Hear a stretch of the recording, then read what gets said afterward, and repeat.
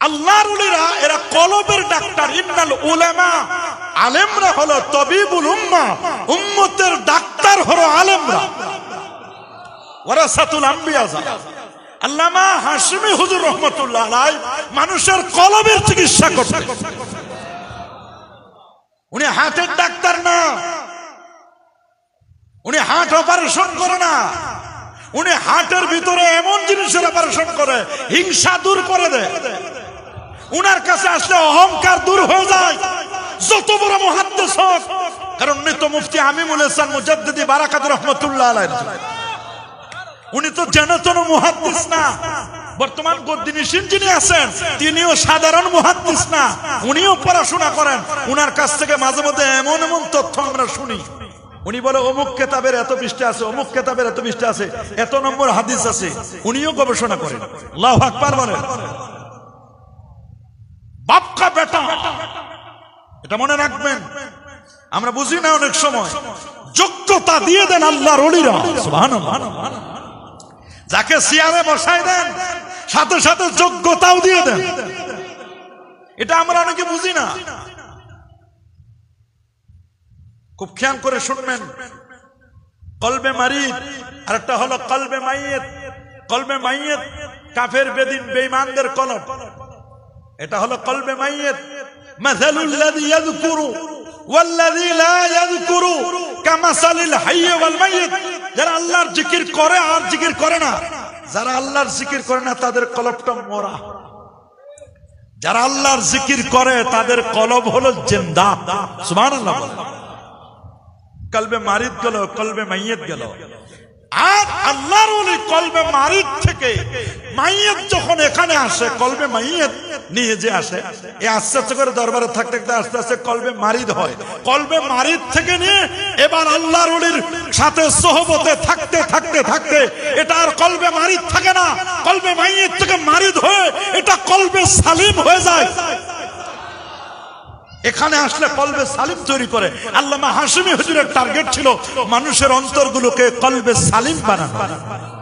কোরআন বলছে ইয়াউমা লা ইয়ানফাউ মালু ওয়ালা বানুন ইল্লা মান আতাল্লাহা বিকলবিন সালিম। ইয়াউমা লা ইয়ানফাউ মালু ওয়ালা বানুন, কিয়ামতের ময়দানে তোমার সন্তান সন্ততি, ছেলে মেয়ে, সহায় সম্পদ কোনো কিচ্ছু কাজে লাগবে না। লাগবে শুধু ওই অন্তর যেটা নিরাপদ অন্তর। দিল দরিয়া। সুবহানাল্লাহ বলে। কি দরিয়া? হুজুরের দরবারে আসলে কেউ না খেয়ে যায় না। উনি ছিলেন মেহমান নওয়াজ। গরিব দুঃখী পাইলে পকেট থেকে বের করে দিয়ে দিতেন, যাও নিয়ে যাও। এটা আমি শুনেছি আল্লামা শহীদ নুরুল ইসলাম ফারুকী রহমাতুল্লাহ আলাইহির কাছ থেকে। আল্লাহু আকবার বলেন। তো হুজুরের বাড়ি আমাদের বাড়ি একসাথে আমরা কাজ করতাম। চ্যানেলের যখন উনি কাফেলা অনুষ্ঠান করতো আমাকে রাত বিরাতে ডাকতো, কাছাকাছি থাকতাম আমরা। এগুলো বই পুস্তক থেকে বের করতাম। হুজুর তখন বলতো, তখন আমি এই দরবারে আসে না, বলতো আমি হাশিমি হুজুরের দরবারে গেছিলাম। হুজুর মাঝে মধ্যে পকেট থেকে বের করে দিয়ে দেন, কোনো কিছু বললে অভাবী একজনকে নিয়ে গেছে, দিয়ে দিছে। খোঁজ করে দেখে ওই সময় 12,000 টাকা। উনি একটা অভাবের কথা বলছে। তার মানে হুজুর যেমন দানশীল ছিলেন, জুদ ছিল তার। আল্লাহু আকবার বলেন। দানও করতেন মানুষদেরকে, আপদে বিপদে সুখে দুঃখে উনার কাছে এসে বললে উনি সেটা সলভ করবার চেষ্টা করতেন। আল্লাহু আকবার বলেন। খায়রুন নাস মান ইয়ানফাউন নাস। রাসূল বলেছেন ওই মানুষটা সবচেয়ে দামি মানুষ যে মানুষের কল্যাণে, মানবতার কল্যাণে যে কাজ করে। হুজুর মানবতার কল্যাণে কাজ করতেন। মানবতার কল্যাণে সারা বাংলাদেশে নয়, সারা পৃথিবীতে ওনার খানকা, ওনার ভক্তবৃন্দরা নাই। খালি কি মাদ্রাসা এইটা আর এই দরবার এখানে? ওনার কত হাজার হাজার লক্ষ লক্ষ ছাত্র, মুহাদ্দিস, মুফাসসির, মুফতি, ফকিহ, আদিব, প্রিন্সিপাল কত জায়গায় খেদমত করে যাচ্ছে। আল্লাহু আকবার বলেন। মনে রাখবেন, আলেম, আবেদ আর হাদি তিনটা শব্দ। বলেন কয়টা? আলেম যিনি নিজে জ্ঞান অর্জন করে, আবেদ যিনি ইবাদত বندگی করে, আমি নিজে ইবাদত করি আর অন্য কোনো কাজ নাই। আর হাদি, হাদি বলা হয় যার ইলমও আছে ইবাদতও আছে, নিজে ইলম অর্জন করে ইবাদতও করে, সাথে সাথে মানুষদেরকে নিয়ে চিন্তা করে মানুষদেরকে কেমনে ইবাদতমুখী বানানো যায়। এই জন্য আলেম আবেদের চেয়ে হাদির দাম বেশি, আলেমের চেয়েও আবেদের চেয়েও হাদি যিনি তার দাম বেশি। আদ-দাল্লু আলাল খায়রি কাফাইলিহি, সুবহানাল্লাহ বলেন, আল্লাহু আকবার বলেন। উনি মানুষকে সঠিক রাস্তা দেখাই দিতেন। নাম হলো ইমামে আহলে সুন্নাহ। কি নাম? এটা উপাধি, লকব। ইমামে আহলে সুন্নাহ ওয়াল জামাআহ। কোন মানুষ বাতিলপন্থী হুজুরের কাছে আসলে হুজুরের আলোচনা, হুজুরের তাজকিরা, হুজুরের নসিহত, হুজুরের বয়ান শুনলে, বাতিলরা আসলে উনার সাদারাতিতে উনার ওয়াজ নসিহত শুনে ওই লোকটা আহলে সুন্নাহ ওয়াল জামাতের আকীদায় উনি প্রবেশ করে। আল্লাহু আকবার বলেন। পুরো মানব দেহ কয়টা অঙ্গ গুরুত্বপূর্ণ? ব্রেন বলেন, 1 নম্বর কি? 2 নম্বর জবান, জবান 3 নম্বর। রাসূলুল্লাহ বলেন, মাইয়াদমান লিমা বাইনা লিহিয়াইহি ওয়া মা বাইনা রিজলাইহি আদমাল্লাহুল জান্নাহ। যে আমার কাছে 2 চোয়ালের মাঝখানে জবানটাকে আমার কাছে জামিন দিবে, 2 পায়ের মাঝখানে লজ্জাস্থানটাকে আমার কাছে জামিন দিবে, আমি রাসূলুল্লাহ তার জন্য জান্নাতের জামিনদার হব। আল্লাহু আকবার বলেন। জান্নাতের জামিনদার হবে। জবানটাকে হেফাজত করতে হবে। আল কাইয়িসু মান দানা নাফসা, ওই তো সবচেয়ে বড় ক্লেভার, বুদ্ধিমান, চালাক, যে তার আত্মাটাকে পরিশুদ্ধ করতে পেরেছে।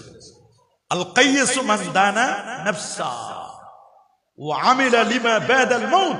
রাসূলুল্লাহ বলেন, মৃত্যু পরবর্তী জীবনের জন্য যিনি আমল করে গেছেন, এমন জীবন তুমি করিবে গঠন, মরণে হাসিবে তুমি, কাঁদিবে ভুবন।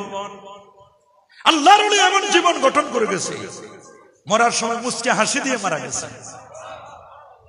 যারা ওনার গোসল দিয়েছেন তারা সাক্ষী দিয়েছে, হুজুর মনে হয় মুচকি মুচকি হাসতেছে। এমন জীবন তুমি করিবে গঠন, মরণে হাসিবে তুমি, কাঁদিবে ভুবন। তুমি চলে গেছো, তুমি হাসতে হাসতে বিদায় হয়ে চলে গেছো, আর জগতের মানুষ তোমাকে দেখে কাঁদছে, তোমাকে স্মরণ করছে। 6 বছর হয়ে গেছে, এখনো মানুষের কান্না থামে না।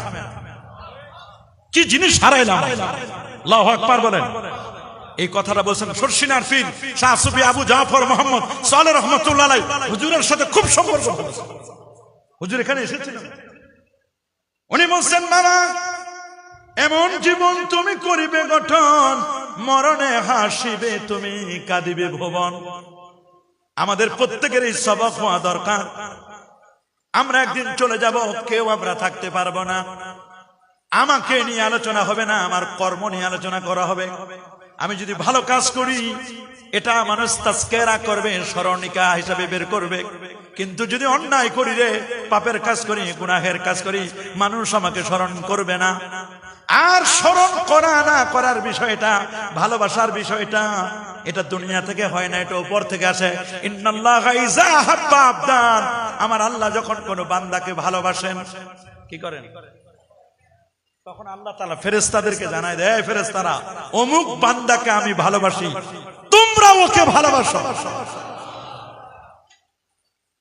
ফেরেশতারা আবার দুনিয়াবাসীকে জানায় দেয়, এই কুলগাঁওর মানুষ, বটতলার মানুষ, চট্টগ্রামের মানুষ, আমি আল্লাহ অমুক বান্দাকে ভালোবাসি, আমার ফেরেশতারা অমুক বান্দাকে ভালোবাসে। হে দুনিয়ার মানুষ, তোমরাও তাকে ভালোবাসো। এটা মিশকাতে আছে, বাবু হুব্বু ফিল্লাহ ওয়া মিনাল্লাহ। এই জন্য ভালোবাসা, হৃদ্যতা, মহব্বত, একজনের খুব মহব্বত করে, ভালোবাসে, 5 ওয়ে সালাম করে, কদম বুসি করে, মুসাফা করে, দেখে মানুষ জানা যায়। এই ভালোবাসাটা দুনিয়াতে মানুষ ক্রিয়েট করতে পারে না, এটা আল্লাহর পক্ষ থেকে আসে। ভালোবাসা আসে কার পক্ষ থেকে? তবে কিছু ভালোবাসা আছে, সম্মান আছে। উকরামার রাজুল মাখাফাতা শাররি, এটা কিয়ামতের আলামত। ওরে আমি সালাম দেই, ওরে আমি ভালোবাসি এই জন্য, নাহলে আমার চাকরি নট করে দিব। এই ভালোবাসা এখানে আমরা কেউ আসি নাই। এখানে কেউ বিরানির লোভে আসি নাই। এখানে এসেছি নিরেট আল্লাহর ওলির মাজার জিয়ারতের জন্য। কথা বলে ইমাম আহমদ বিন হাম্বল 12.5 লক্ষ হাদিসের হাফেজ, যার কাছে ইমাম বুখারীর মতো ব্যক্তি 8 বার ছাত্র হয়ে বসেছিলেন।